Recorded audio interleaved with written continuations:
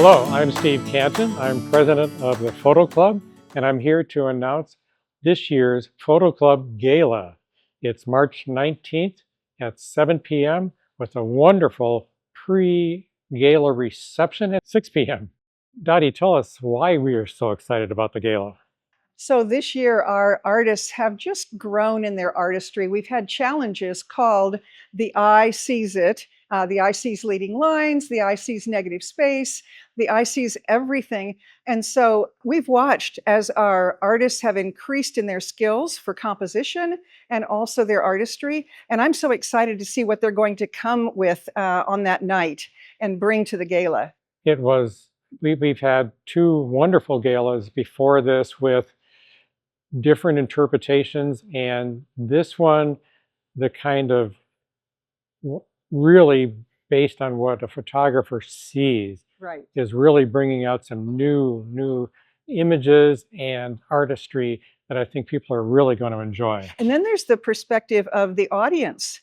Here's the artist's view of what they see, and then the audience is seeing something different, and it just makes for this wonderful feel. You know, we almost filled the auditorium last year. We did, and in fact, if you haven't already gotten your tickets, you better go get them now. Sure. They're free, but you have to have a ticket to get in the door.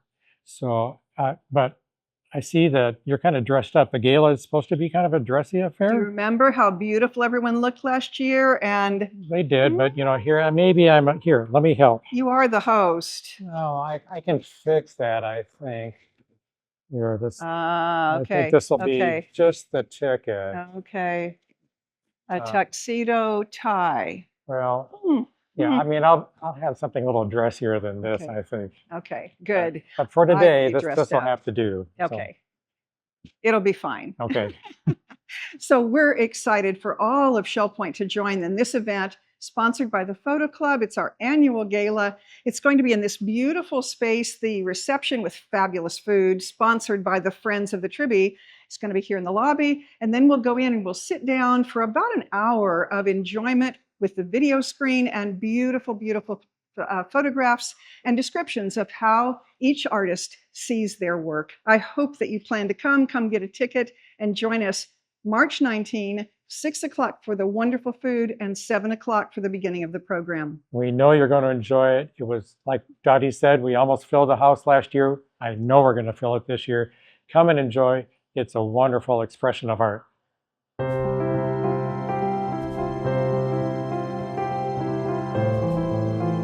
Hi, Shell Point. I'm Don Pullen, the Associate Pastor at the Village Church, and we're here at the Springs, and I'd like to take you on a visit to the Stamp Ministry. So we're going to go in and see the Stamp Ministry. You won't believe what goes on in there. Let's go.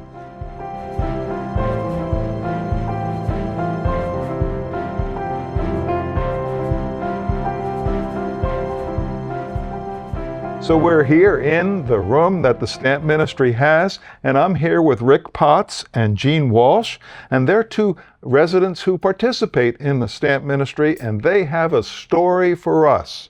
Rick, tell us about what we're talking. Well, actually, it all starts with this right here.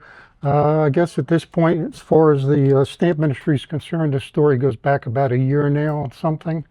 And it concerns this set of 4 coil stamps. Now, the Postal Service issued these stamps in 2019, and they were meant to cover the postcard rate. They were printed in 2 different formats. One was a little sheet of 20 stamps, and the other one, more important to us, is the coil or the roll of stamps of 100. Now, the error stamp was about 5 or 6 months after the stamp was issued. The dealer in Michigan discovered on a couple of rolls that he had bought a complete color omission. In other words, this is a major error. Now, in the history of the entire post office, there's not a lot of major errors. So what we have here is something pretty spectacular in its own right here. And errors sound like a bad thing, but for the stamp collector, it's a... Well, errors, freaks, and oddities in the newest category Counterfeits have always been and continue to be very, very popular. More valuable. They can be, yes. Generally speaking, they are. Errors, freaks and oddities, not necessarily so. Okay.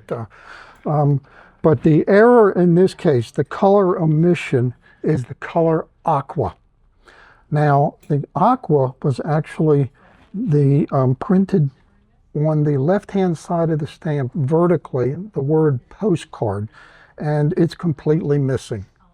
Rather than partially missing sometimes. That's why I say always complete, because I mean, it's gone, it's not there, and that's what makes it a major issue. There are about 25 to 30 of each one of these known at this point. That's in 6.5 years, all right, since it was issued. This is all that we have found, or that anybody has found. Now, once we found out about these issues, these stamps, we went to the volunteers here at the Stamp Mission and kind of went over with them as to what to look for. In the past year, along with a number of single stamps, we have found 2 complete sets of the error stamps. This happens to be a picture of one of them right here. Okay. So through a dealer that we have been doing work with in California, who specializes in coil stamps, we sold each one of these sets for $500 a piece. Wow, and how many, you said 2 sets? We found 2 sets last year. I think we're almost at a third, but they seem to have slowed down, which is natural after almost 7 years. You know, we're not seeing a lot of them anymore. But anyway, so that's not really the end of the story. It gets a little better.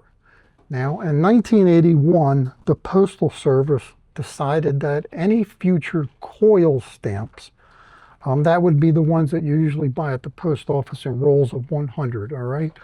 Any future coil stamps, what they call the plate number has to be printed on the stamp itself rather than the selvage or the waste part of the sheet that generally gets cut off, which is all through the history of coil stamps. That's what they were doing.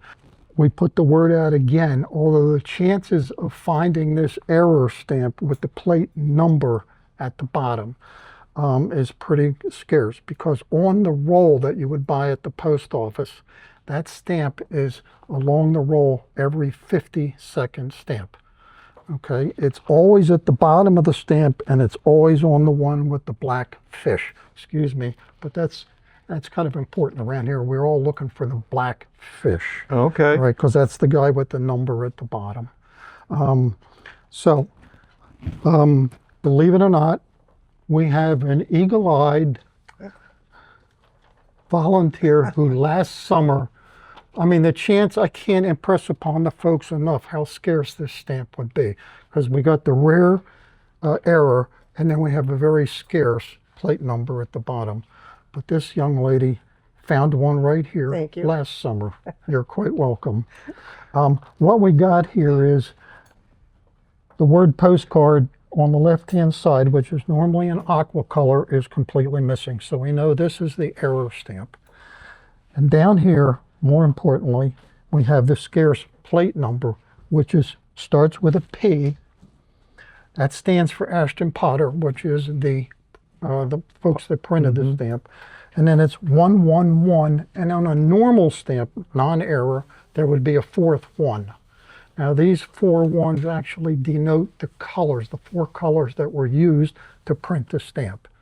In this case, there's only 3 ones because the aqua color is missing.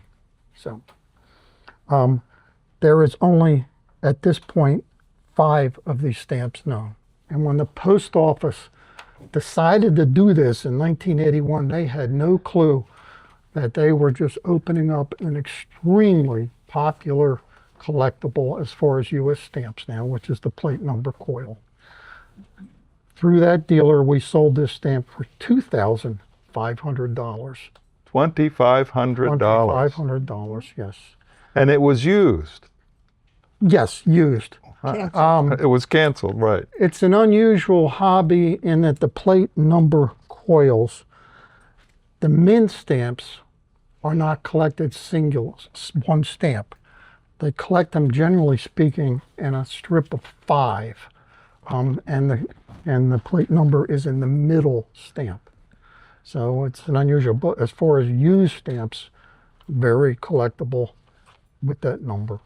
Wow, wow, wow, wow. Now you see a little bit about what happens here at the Stamp Ministry. Yes, it's exciting. Mostly because this is a modern stamp. I mean, a lot of times you hear about the older stamps, and the post office goes back to 1847.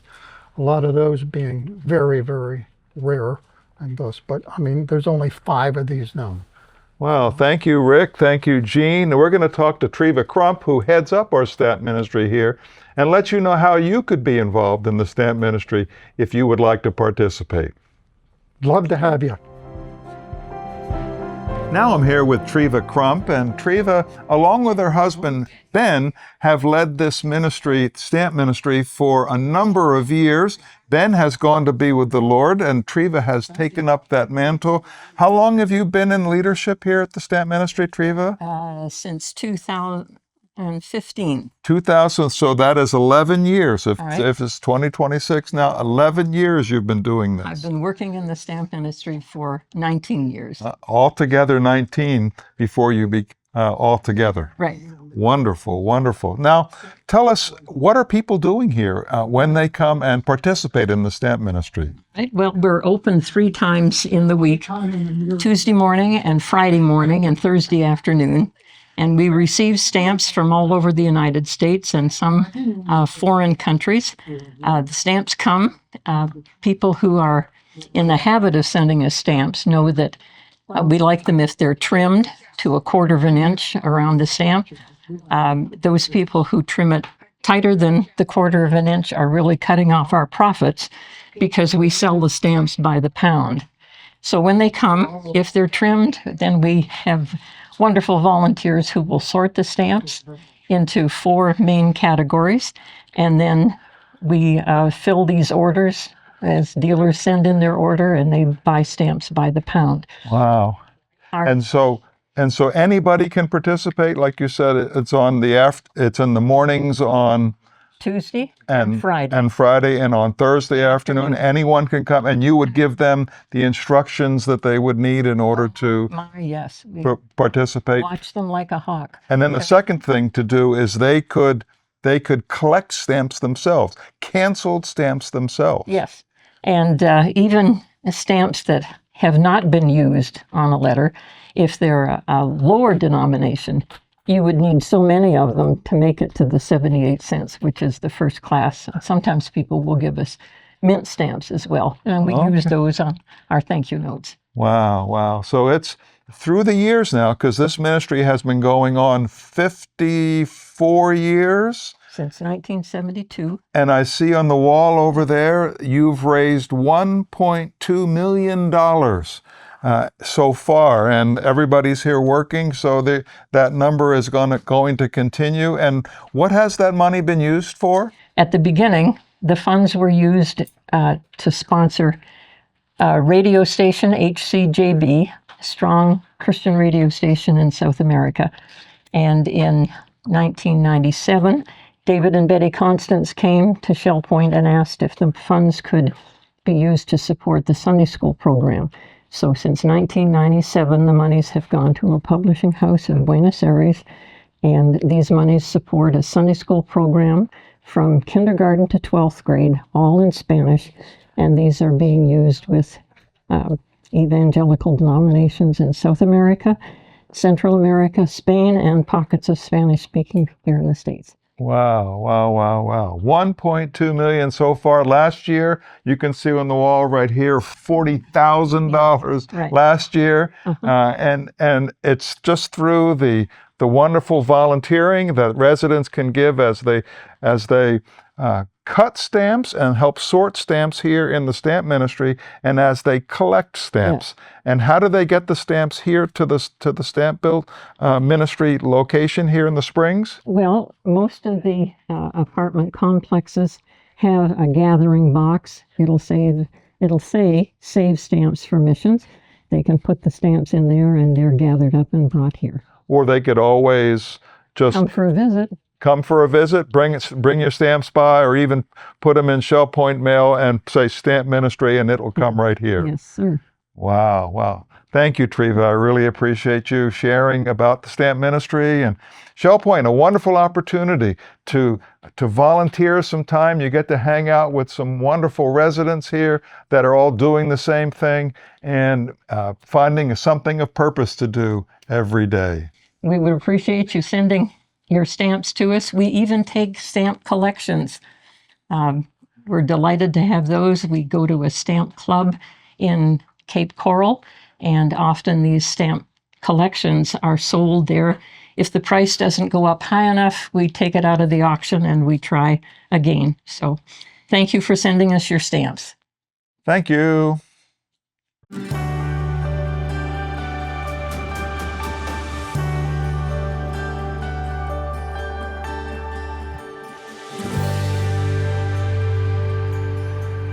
Well, greetings, Shell Point. We're here today with John Southard, our Senior Project Manager with Whites, and Chris Grulon, our Assistant Project Manager for the Island Commons, to give you an update on what's happening here on the Island projects.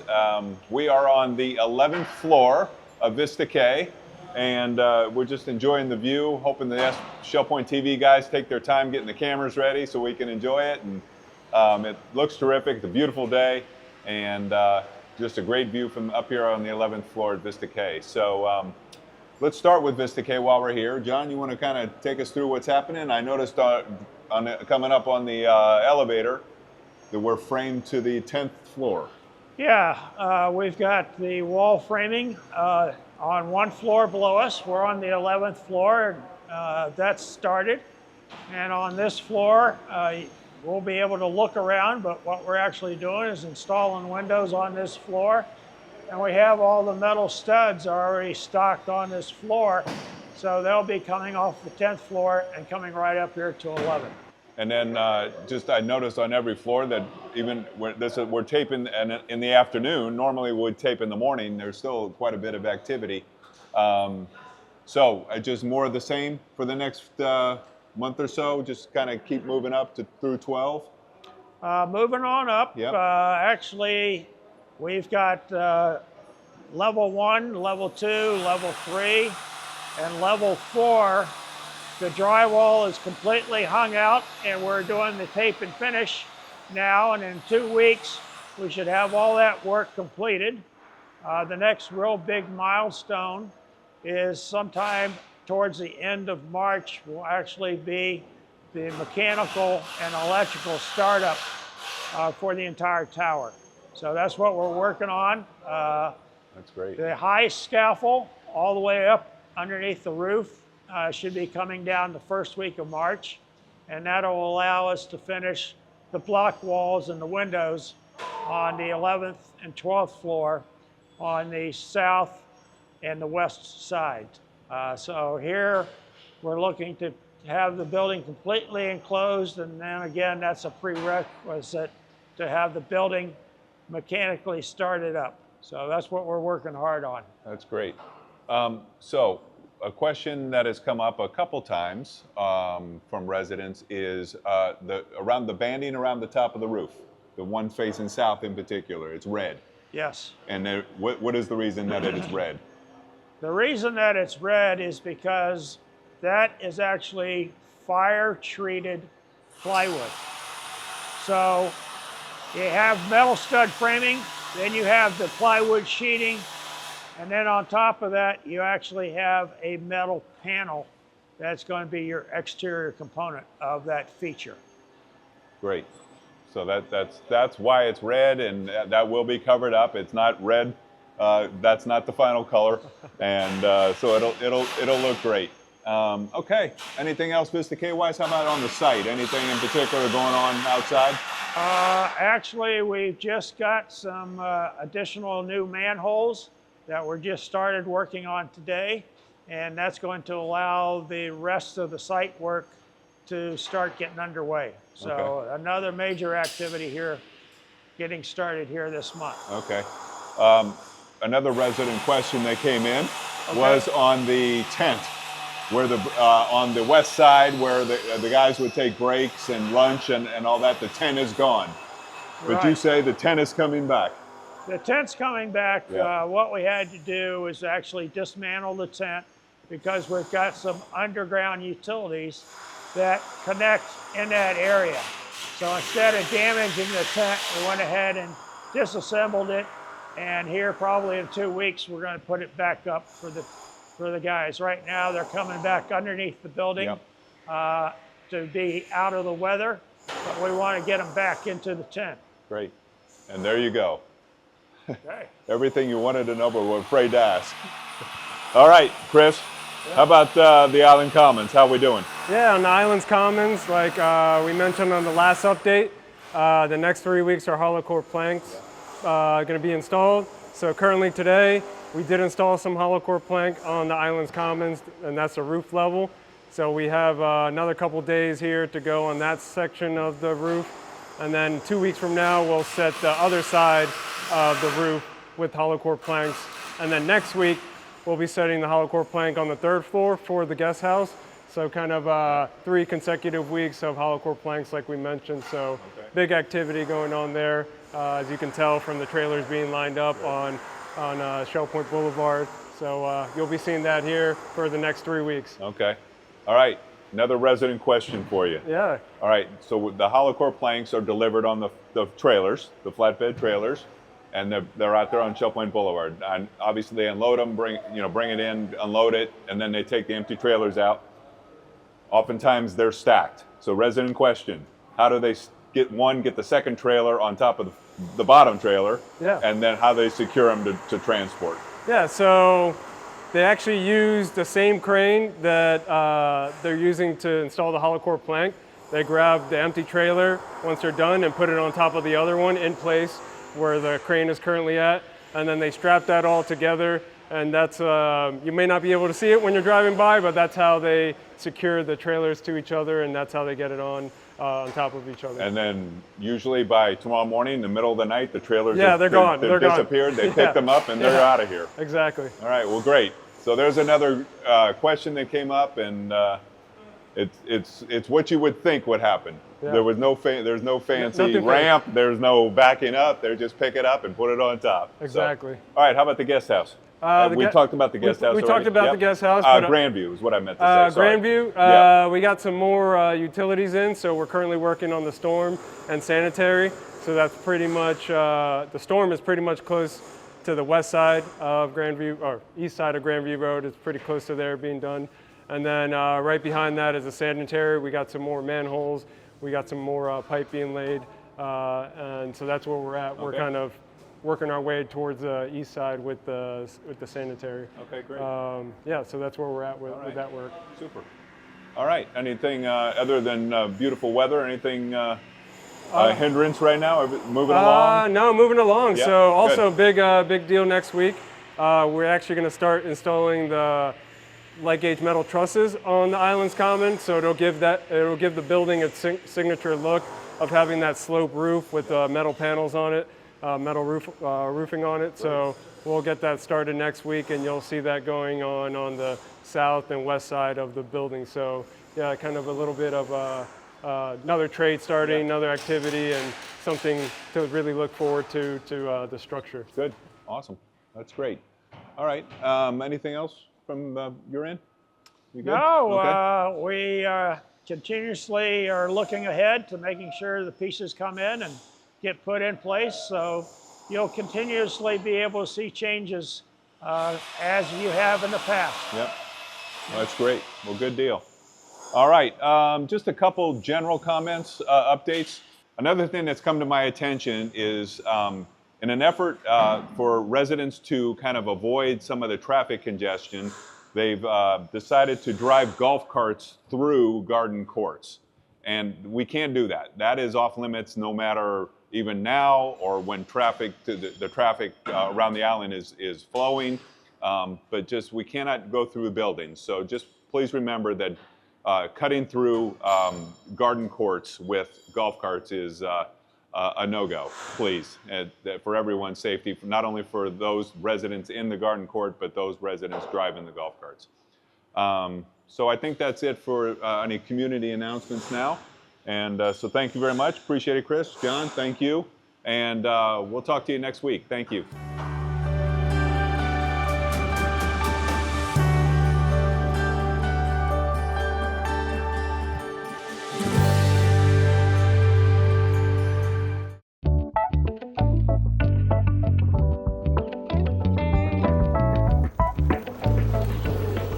Hi, I'm Jimmy Magus, Director of Safety and Security here at Shell Point. Golf carts are one of the most popular ways to travel around campus. Let's review some safety guidelines together. Before driving, inspect your golf cart. Check the tires, brakes, lights, and fluid levels to ensure it's ready for safe use. Operate your cart at a safe, controlled speed.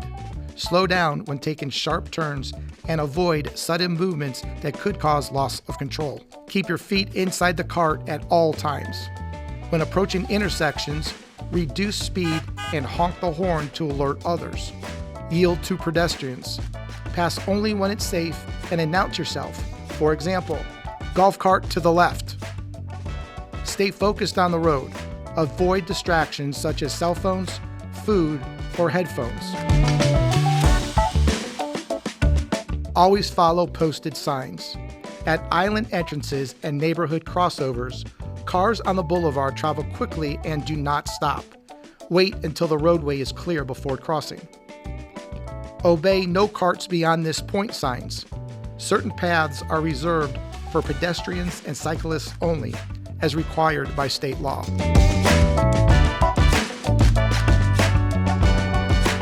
Be especially mindful in neighborhoods. Today's golf carts are faster than older models, so always keep your speed under control. Remember, speed limits may change temporarily for road work or construction. By following these simple guidelines, you ensure the safety of yourself and your neighbors. Thank you for keeping Shell Point safe.